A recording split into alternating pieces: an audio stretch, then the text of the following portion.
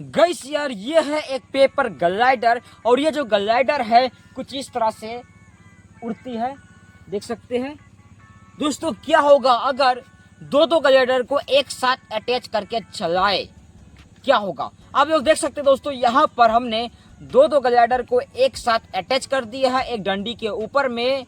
चलिए इसे उड़ा करके देखते हैं आखिर ये जो दोनों ग्लाइडर है किस तरह से उड़ती है, आखिर उड़ती है तो कितनी दूर तक जाती है। चलिए देखते हैं क्या होता है। चलिए 1 2 और ये 3।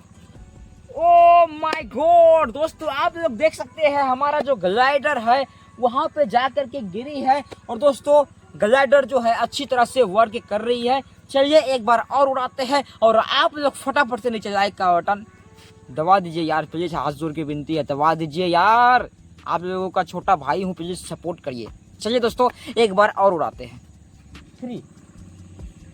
Oh my God